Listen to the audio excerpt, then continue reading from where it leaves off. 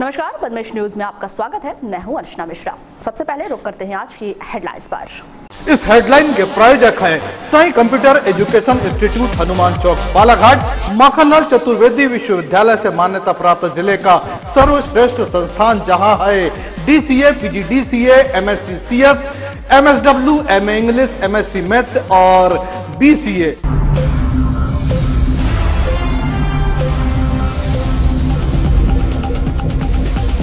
जिले के 6 स्कूलों में खुलेगी अंग्रेजी माध्यम की 9वीं की कक्षाएं, शासन ने जारी किए आदेश। कटंगी क्षेत्र के ग्राम कोड़वी में विद्युत करंट से एक छात्रा की मौत, पिता के साथ खेल गई थी छात्रा। रविवार को होगी सुपर 100 परीक्षा, 10वीं पास छात्र छात्राएं होंगे शामिल। गौपालन बोर्ड के अध्यक्ष स्वामी अखिलेशानंद ने कहा, बढ़ानी होगी स्थानीय नस्ल के पशुओं की संख्या। मंदसौर में हुए गैंगरेप के आरोपियों को कांग्रेसियों ने की फांसी की सजा दिलाने की मांग। छात्रवृत्ति की राशि घटाने से बीएड के छात्र नाराज, सोमवार को रैली निकालेंगे। और 4 माह के लिए रेत के खनन पर लगा प्रतिबंध। और अब समाचार विस्तार से। शासन द्वारा जिले के 6 शासकीय स्कूलों में कक्षा 9वीं से अंग्रेजी माध्यम की कक्षाएं शुरू करने के आदेश जारी कर दिए गए हैं। आपको बता दें कि शासन द्वारा 3 वर्ष पहले अंग्रेजी माध्यम से कक्षा 6वीं शुरू की गई थी। उस वर्ष प्रवेश लेने वाले छात्रों ने इस वर्ष 8वीं कक्षा पास कर ली है। उनके सामने आगे की पढ़ाई की समस्या उत्पन्न हो गई है। इन छात्रों के पालकों ने आंदोलन भी किए। इधर 29 जून की शाम शासन द्वारा आदेश जारी कर दिए गए, जिसके तहत जिला मुख्यालय में वीरांगना रानी दुर्गावती स्कूल में इस वर्ष से कक्षा 9वीं से अंग्रेजी माध्यम की कक्षाएं शुरू की जा रही हैं। इसके अलावा कटंगी, वारासिवनी, करखड़ी, लांजी और किरनापुर में भी 9वीं से अंग्रेजी माध्यम की कक्षाएं शुरू करने के आदेश जारी किए गए हैं। इससे पालकों में हर्ष व्याप्त है।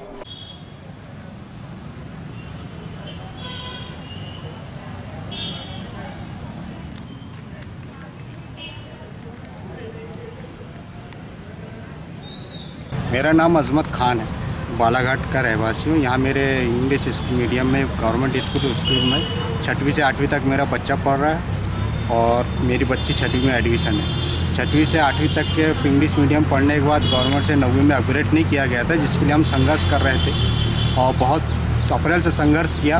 और बड़ी खुशी की बात है कि कल रात में 9:30 बजे शासन की तरफ से आदेश आया। ये आदेश की कॉपी है। इसमें हमारे बच्चों के लिए 9th क्लास से इंग्लिश मीडियम की क्लास शुरू करने का आदेश आ गया और हम सारे पालकगण लोग बहुत खुश हैं। और हम सबसे पहले उन्होंने हमारी लड़ाई में साथ दिया और उसके अलावा हमारे ज़िले के, हमारे शहर के जो माननीय मंत्री जी गौरी शंकर जी बिसेन, उनका धन्यवाद हम देते हैं, जिससे उन्होंने उनके प्रयास से ये खुला है। और आज हम बहुत खुश हैं सारे पालकगण और जितने भी लोगों ने हमारा साथ दिया है इस लड़ाई में, चाहे वो किसी भी पार्टी के कार्यकर्ता हों, पत्रकार बंधु हों, मंत्री जी हों, उनका हम बहुत तहे दिल से शुक्रिया अदा करते हैं कि उन्होंने हमारा साथ दिया और हमारे बच्चों के भविष्य का ख्याल रखा। और हम लोग बहुत खुश हैं आज। उसी खुशी को हम जाहिर करना चाह रहे थे, सबके साथ शेयर करना चाह रहे थे। और हमारे बच्चों की पढ़ाई अब शुरू हो जाएगी। एडमिशन हमारे को रानी दुर्गावती स्कूल में मिला है, जहाँ हमारे बच्चे अब पढ़ेंगे। कदम से कदम मिलाकर हमको सपोर्ट करते रहे और साथ ही पूरे अपने पालकगणों का भी, इन सबके संघर्ष और एकजुटता से आज हमने दिखा दिया कि अगर पालकगण एक होकर कोई काम को करेंगे तो निश्चय वो काम सक्सेस होगा। इसी के तहत हम ये चाहते हैं कि जिस प्रकार से एक स्कूल की समस्या के लिए हम पूरे पालक जुड़े, उसी प्रकार से हम लोग एक चाहते हैं कि संगठन एक ऐसा बने ज़िले में जिसमें समस्त प्राइवेट स्कूल के भी पालक लोग हमसे जुड़े, ताकि जो भी छोटी मोटी समस्या हो शिक्षा संबंधी, चाहे वो शासकीय स्कूल की हो चाहे प्राइवेट स्कूल की, हम सब एक साथ मिलकर उसको संघर्ष करते हुए उसका हल निकालें।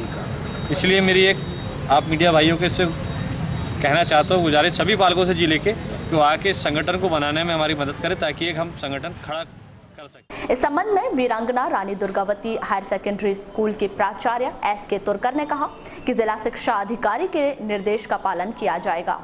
9वीं इंग्लिश मीडियम के आदेश आ चुके हैं, कैसी क्या व्यवस्था रहेगी सर इसमें? सर अभी जो आदेश आए हैं, मैंने व्हाट्सएप पे भी देखा है, मुझे आदेश आया है और उसमें शासन के द्वारा जो है एक पत्र डाला गया है जिसमें वीराना हमारे दुर्गावती हायर सेकेंडरी स्कूल में इंग्लिश मीडियम की कक्षा प्रारंभ की जानी है कक्षा 9th में।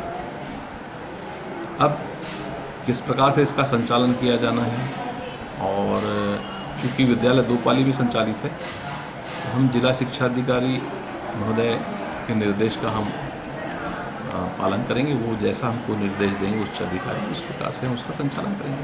क्या टाइम रखे अभी कोई चर्चा नहीं हुई है क्योंकि आज ही मैंने उसको पढ़ा है। और जिला शिक्षा अधिकारी मुझे जो निर्देश देंगे उनसे जो चर्चा होगी या जो मुझे निर्देश देंगे उस संदर्भ में उसके के तहत जो है हम कार्रवाई करेंगे। प्रवेश प्रक्रिया से लेकर सभी जो प्रक्रिया करनी पड़ेगी उसके बाद ही हम उसके ऊपर जो है उनके निर्देशों के अनुरूप काम करेंगे। वहीं जिला शिक्षा अधिकारी श्रीमती निर्मला पटले ने कहा कि शासन के निर्देश पर अंग्रेजी माध्यम की कक्षाएं शुरू कर दी जाएंगी। सभी जिलों में 6वीं से लेकर 8वीं तक अंग्रेजी माध्यम की माध्यमिक शालाएं संचालित थी, जिसमें बच्चे 6वीं से लेकर 8वीं तक अंग्रेजी माध्यम में पढ़ते थे। कल 29/6 को आदेश जारी किए गए हैं राष्ट्रीय माध्यमिक शिक्षा मिशन के द्वारा। बच्चों की भी मांग थी, पालकों की मांग थी कि हमारे बच्चे अब 8वीं के बाद में कहाँ पढ़ेंगे, इंग्लिश मीडियम में कोई स्कूल नहीं होते हैं 9th से लेकर 12th तक। तो ये शासन के द्वारा कल ही आदेश जारी हुए हैं। ये सारे उत्कृष्ट इंग्लिश मीडियम स्कूल कहलाते थे और ये इन विद्यालयों के बच्चों के लिए अब 9th में अंग्रेजी कक्षाएं खोल दी गई हैं। जहाँ जहाँ पर ये संचालित थी, जिन जिन विद्यालयों में मिडिल स्कूल तक, वहीं पर इनको 9वीं क्लास में पढ़ाने के भी आदेश हो चुके हैं। सिर्फ उत्कृष्ट विद्यालय बालाघाट के स्थान पे Rani Durgavati higher secondary school को ये इंग्लिश मीडियम के लिए 9वीं क्लास खोलने के लिए आदेशित किया गया। जिले में कितनी जगह? जिले में 6 जगह पे हुआ है ये, और ये है शासकीय माध्यमिक शाला उत्कृष्ट बालाघाट, इसका उन्नयन करके शासकीय रानी दुर्गावती हायर सेकेंडरी बालाघाट किया गया है। इसके साथ ही शासकीय माध्यमिक विद्यालय कटंगी, तो ये कटंगी ब्लॉक में है। शासकीय टीलीबाई बीएड का कोर्स कर रहे ओबीसी वर्ग के छात्र छात्राओं ने छात्रवृत्ति की राशि घटाने के विरोध में 2 जुलाई को रैली और आम सभा करने का ऐलान किया है। एसडीएम से रैली और आम सभा के लिए अनुमति दिए जाने की मांग करते हुए पिछड़ा वर्ग के इन छात्रों ने बताया कि पहले उन्हें 27,000 रुपए छात्रवृत्ति मिलती थी, जो घटाकर 7,000 कर दी गई है। सर, यहाँ पे हम बीएड की छात्रवृत्ति के विषय में आए हैं। जो स्कॉलरशिप हमारे को पहले 27,000 मिल रही थी, वो घटाकर 7,000 रुपये कर दी गई है। इसके लिए हम इस विषय में किस चीज़ को शिकायत की आपने? इसके लिए सर हमने कलेक्टर ऑफिस को भी की थी और कल हमने इसके लिए रैली का आयोजन किया है 2 तारीख को, जिसमें हमने कलेक्टर महोदय को हमें ज्ञापन सौंपने जाना है, जिससे रैली के माध्यम से। तो कब से आप लोग के साथ हैं? सर, ये पिछले सत्र तक हमारे को स्कॉलरशिप जो मिल रही थी बाकी छात्रों को 27,000 रुपये दी जा रही थी, लेकिन इस सत्र में स्कॉलरशिप को कटौती करके 7,000 रुपये कर दी गई। इसके खिलाफ ये हमारा पहला सत्र है, पहला साल है जो हमारे साथ किया गया, इसलिए हम मुख्यमंत्री जी के खिलाफ आवाज़ उठा रहे हैं। कितने छात्रों के साथ में? सर, कम से कम हमारे पास बालाघाट जिले के 10 कॉलेज हैं। 10 कॉलेज के साथ हम 200 से 300 छात्र हमारे पास सम्मिलित हैं इसमें। तो आपने कभी संचालक से पूछा है कि ऐसी कटौती क्यों की जा रही है? सर, ये संचालक महोदय जो हमारे पास कॉलेज कुछ नहीं बता पाए, इसके लिए हमारे पास सीधे वो लोग ने आप उच्च आयुक्त यानी शिक्षा विभाग से बात कीजिए, उच्च आयुक्त से बात कीजिए, वही आपका निराकरण करेंगे। कॉलेज प्रशासन ने ऐसा? कॉलेज प्रशासन ने कहा कि ये उच्च आयुक्त ही आपको बताएगा। तो कल रैली रहेगी आपको? हाँ सर, कल 1 तारीख को, परसों के दिन 1 तारीख को, हाँ 2 तारीख को रैली का आयोजन किया गया, सोमवार के दिन। सभी कॉलेज के कौन से कॉलेज के बच्चे? सभी कॉलेज में सर, हमारे पास सतपुड़ा कॉलेज कर रहा, राजस्थान कॉलेज कर रहा, ओरिएंटल कॉलेज। मध्य प्रदेश गौपालन एवं पशुधन संवर्धन बोर्ड के अध्यक्ष और कैबिनेट मंत्री का दर्जा प्राप्त महामंडलेश्वर अखिलेशानंद गिरी ने कहा कि भारत में दुधारू गौवंश की कमी है, लेकिन स्थानीय नस्लों को बढ़ावा दिया जाना चाहिए। सर्किट हाउस में पत्रकारों से चर्चा करते हुए उन्होंने कहा कि बालाघाट जिले के प्रवास के दौरान उन्होंने शुक्रवार को वारासिवनी की गौशाला का निरीक्षण किया। यह गौशाला बहुत अच्छी गौशाला है। उन्होंने गौपालन और पशुधन संवर्धन बोर्ड के कार्यों की जानकारी भी दी। मेरे प्रवास निरंतर मध्य प्रदेश के जिलों के होते रहते हैं। उसी क्रम में मैं बालाघाट अपने दायित्व बोध के साथ कभी नहीं आया था। इसके पहले मैं बालाघाट कई बार आ चुका हूं और यहाँ की वारासिवनी की गौशाला मैंने उसको आज से 18-20 साल पहले देखा था, जब वो निर्माणाधीन थी, और मुझे उसके बारे में पर्याप्त जानकारी थी, क्योंकि वहाँ के जो प्रबंधक हैं और जो उस गौशाला का संचालन करते हैं, ऐसे लोगों से मेरा पूर्व से परिचय था। तो मेरे प्रवास के क्रम में मैंने हमारे संगठन की रचना में छिंदवाड़ा विभाग होता है, और अब छिंदवाड़ा विभाग में बालाघाट जिला नहीं है, नरसिंहपुर, छिंदवाड़ा और परासिया, ये 3 ज़िले हैं। तो बालाघाट मेरा इस क्रम में छूट जाता था। तो इस बार मैंने छिंदवाड़ा, सिवनी और बालाघाट का प्रवास तय किया। चूँकि सिवनी में आ चुका था, इसलिए सिवनी में मन नहीं लगा मेरा कि मैं वहाँ दोबारा जाऊँ। बालाघाट ज़िले की जिज्ञासा थी और ये गौशाला दिनों दिन प्रगति कर रही है। तो इस गौशाला को देखने के लिए, यहाँ गौ माता को प्रणाम करने के लिए और यहाँ के प्रबंधन का अवलोकन करने के लिए मैं कल वारासिवनी गया था। और पहले से सूचना होने के कारण वे सब लोग जो प्रबंधाधिकरण से जुड़े हुए हैं, वो सब गौशाला में उपस्थित थे। और सबसे सुखद बात मेरे लिए मध्य प्रदेश में ये है कि क्षेत्र के सांसद महोदय वहाँ पर उपस्थित थे। अभी प्रदेश में जहाँ जहाँ भी मैं गया हूँ, मेरे जनप्रतिनिधि मुझे कहीं नहीं मिले, लेकिन एकमात्र बालाघाट जिला ऐसा है जहाँ मुझे सांसद महोदय मिले, क्योंकि वो गाय के प्रति प्रेम रखते हैं, गौशाला के प्रति प्रेम रखते हैं। आपको बता दें, शुक्रवार को स्वामी जी ने सांसद बोध सिंह भगत और वारासिवनी के गौशाला संचालक विनोद संचेती के साथ वहां की गौशाला का निरीक्षण किया था। और हाइड्रोलिक सिस्टम रहे उसमें, तो जैसे कहीं सूचना आती है तो ला करके गौ चिकित्सक भूमि जो वो बचनी चाहिए, ये शेप करना चाहिए। आज अपना जो सबसे बड़ा ये गौपालन जो हो रहा है अच्छी है, किंतु वो क्वालिटी के हिसाब से, जैसे अस्पतालों में, मेडिकल कॉलेजेस में वार्ड बनाए जाते हैं, ऐसे गौशालाओं को वार्ड बनना चाहिए। स्वस्थ गाय एक तरफ रहें, अस्वस्थ गाय दूसरे वार्ड में रहें। जन्म देने के बाद गाय मर गई तो बच्चा अनाथ हो गया, तो उन ऐसे अनाथ बच्चों को उनका प्रबंधन देख रेख अलग से हो। और फिर अच्छा गोवंश यदि हमारे पास है, जिसको उत्तम नस्ल सुधार वाला गोवंश कहते हैं, यदि वो है तो उसका एक वार्ड अलग होना चाहिए। तो इसकी कैटेगरीज बन जाएं अगर, तो गौशाला बहुत अच्छी और आदर्श गौशाला बन सकती है। सर ऐसा हो रहा है सर यहाँ पे? नहीं, मैं तो अभी देखने ही आया हूँ, नहीं हो रहा तो होने के लिए कहेंगे। जैसे गौपालक जो हैं, हाँ, उनको क्या संदेश देना चाहेंगे आप? गौपालकों को संदेश है कि आपके क्षेत्र में आसपास कोई गौशाला है तो गोपालक गौशाला के साथ अवश्य जुड़े। और गौशालाओं को संदेश ये है कि आपकी गौशाला यदि 40 ग्राम पंचायतों को जोड़ लेती है तो आपको गो भक्तों की कमी नहीं पड़ेगी। किसानों के पास भूसा है, किसानों के पास गोवंश है, और मान लीजिए किसान अपने गोवंश को पालना नहीं चाहता है तो मधुर संबंध के कारण वो गौशालाओं में छोड़ सकता है। और यदि उसे दुधारू गोवंश चाहिए तो गौशाला से दूध वाला गोवंश ले जा सकता है। ये परस्पर आदान प्रदान होगा तो प्रबंधन में उनका सहयोग मिलेगा और उनकी आवश्यकता का गोवंश जो गौशाला में है। गौ माता के प्रति एक अच्छी हमारी श्रद्धा आस्था है, और स्वामी जी का जो सुझाव है वो मानने लायक है वो, और हम भी आपके सुझाव को संसद में रखेंगे और इसके लिए एक अलग मंत्रालय बनाने के लिए हम भी पुरजोर मांग करेंगे। आज की ये आवश्यकता है।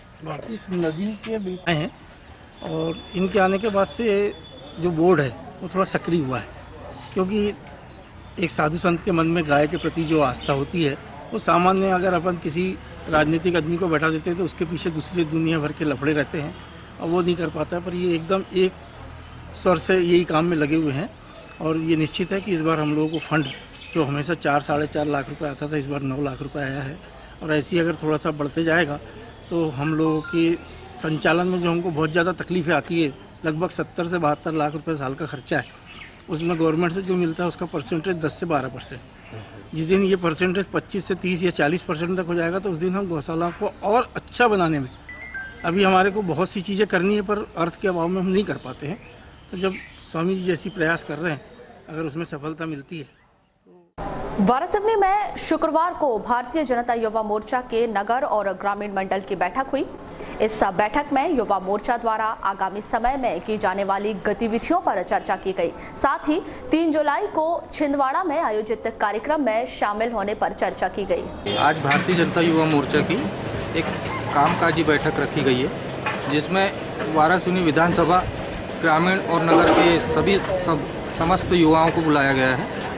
पूरी कार्यकारिणी को ये दिशा निर्देश देना चाहती है युवा मोर्चा कि आगामी 3 तारीख को हमारे जिले की एक विशाल रैली छिंदवाड़ा में, जो कि प्रदेश अध्यक्ष और राष्ट्रीय अध्यक्ष युवा मोर्चा पूनम महाजन जी और अभिलाष पांडे जी के नेतृत्व में एक बहुत बड़ा कार्यक्रम का आयोजन रखा गया है, युवा संकल्प रैली के नाम से।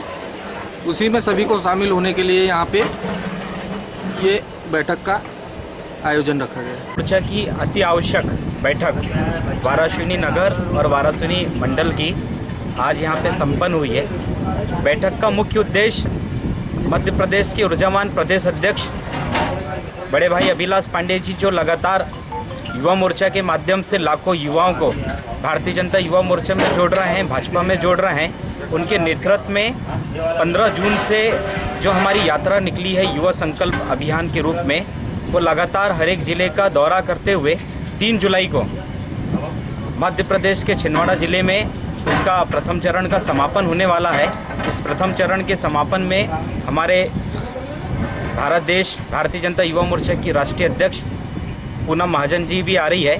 उसी को लेकर आज बैठक हुई थी, जिसमें बालाघाट ज़िले से और बालाघाट ज़िले के साथ में वारासिवनी नगर और वारासिवनी ग्रामीण, खैरलांजी और समस्त 17 मंडलों से हजारों की संख्या में युवा इस युवा संकल्प अभियान में सम्मिलित होंगे।